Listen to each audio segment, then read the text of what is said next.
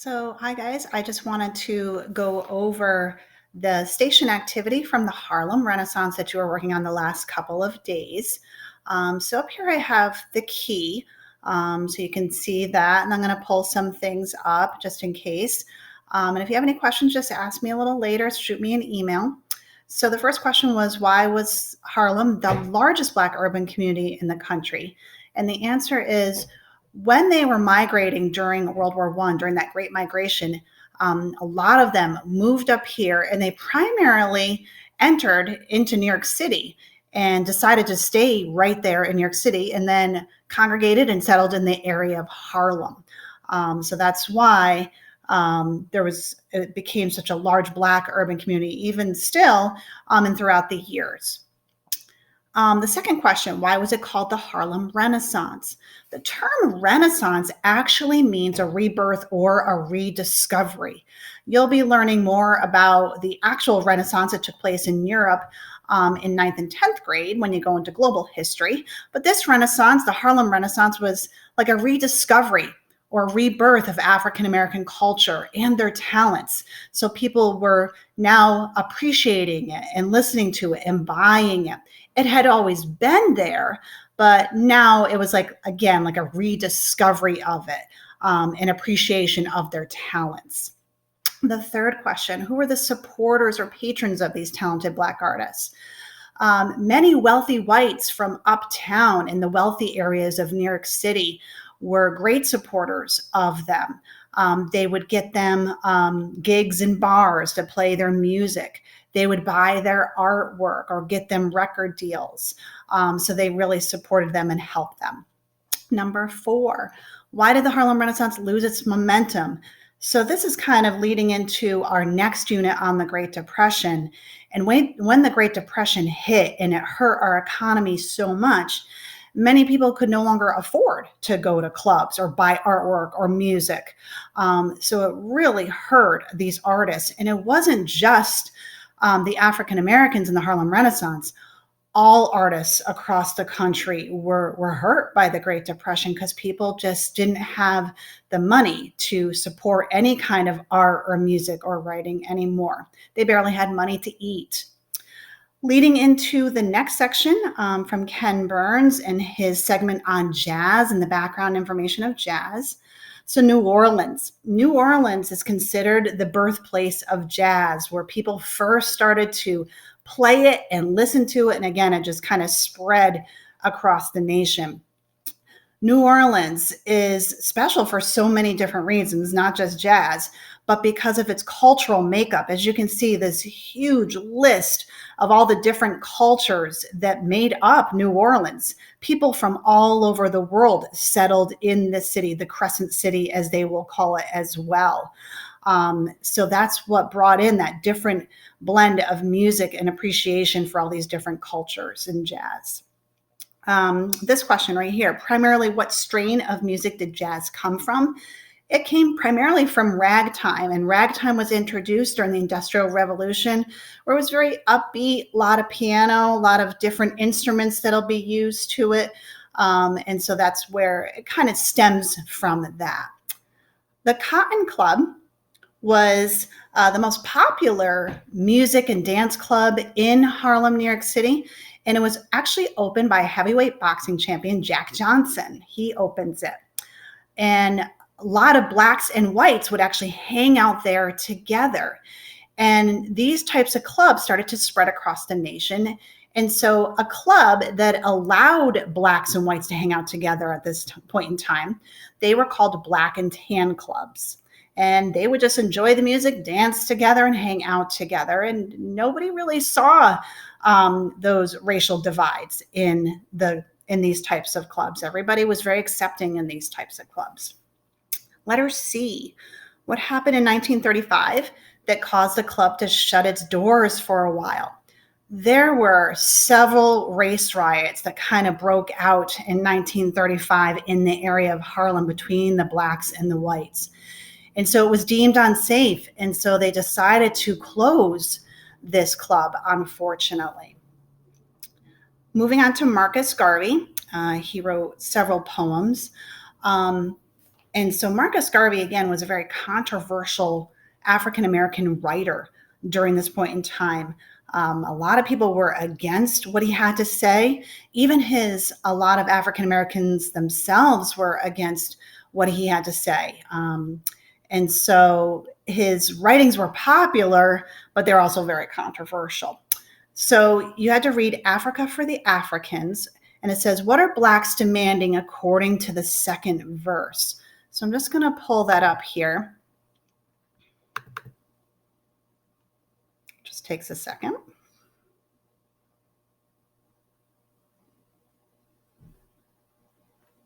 So it's right here. They are demanding a free self-governing state. He wants them to have like their own area where they can have their own government and live all together. And that's what he's asking for in that verse. So again, very different from other writers of his time and in his culture. The next one, what do you think Marcus Garvey wants Blacks living in America to do? He is actually telling them to go back to Africa where they will be accepted.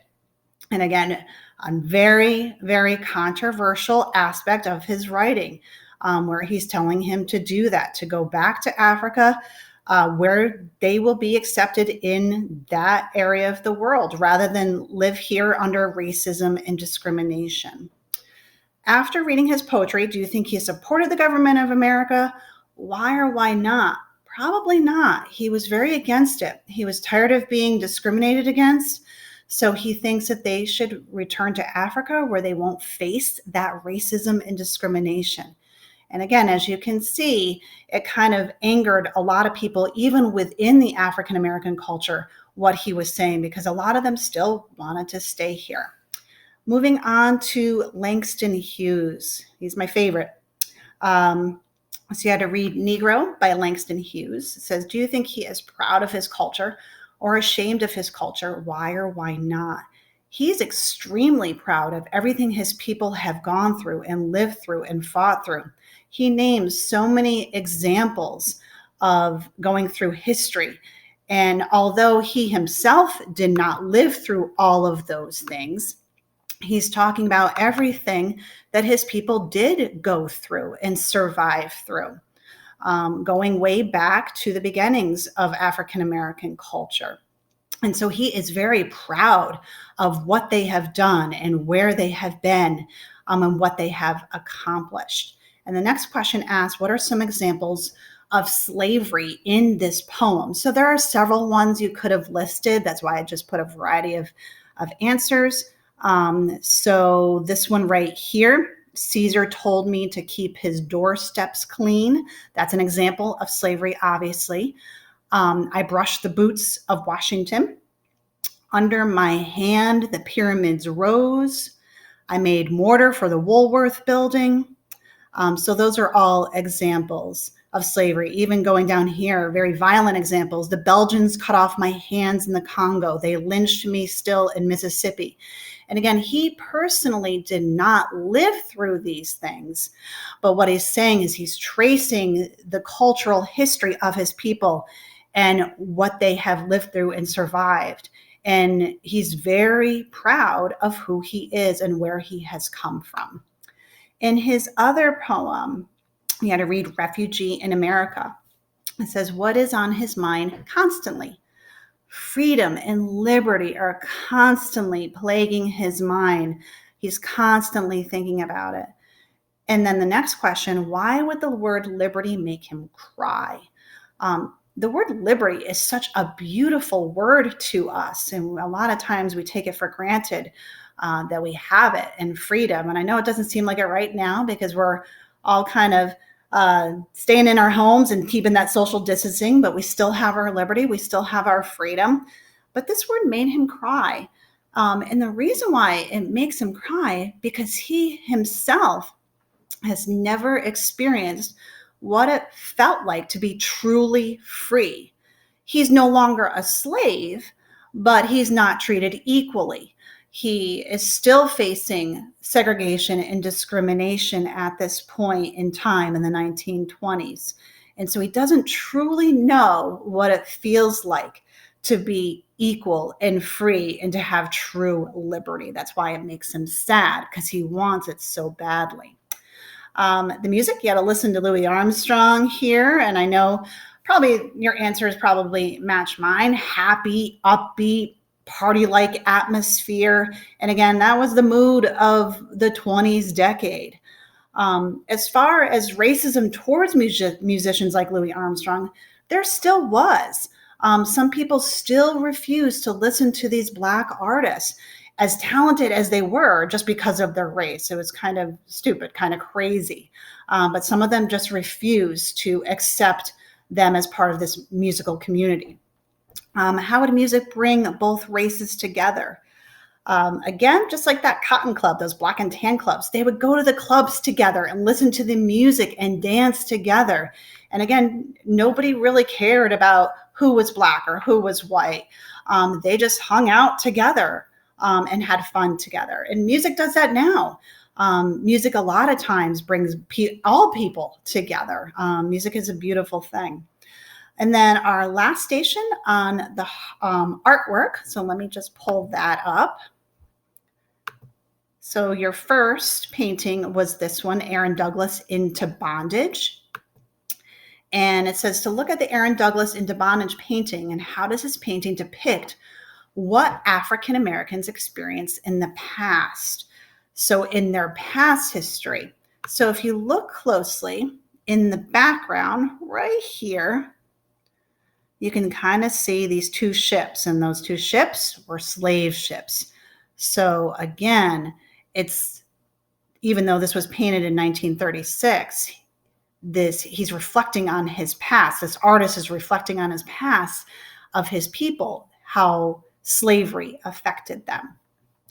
Then the second question, what is the person looking towards? And I put a little hint here. He's not looking at the ship. What was he looking at, and what could it possibly symbolize? So going back over to the picture, he's looking up at this bright light here. So he's not looking down here. He's looking way up at this bright light. And that could possibly symbolize his hope of freedom, or someday being free, or that liberty that he really longs for. So that's what it could possibly symbolize. And then the last painting is the mosaic, the Harlem Renaissance mosaic. And your question is, look at the Harlem Renaissance mosaic. How does this painting show all the different aspects of the Harlem Renaissance? It shows all the different types of artwork and music and culture and all the things that all of these African Americans were doing at this time period. So it's like all the different varieties of art that they were contributing to this time period. And then the final question, why did this artist use such a mixture of brilliant, bright colors in their painting? It showed the variety and appreciation of all the different aspects of the Harlem Renaissance and all the different cultures, and how beautiful all these colors are all mixed together, and how people started to appreciate them more. So if you have any questions regarding your work, just again, please feel free to email me. I check it all day long. And I will talk to you guys soon, and see you soon.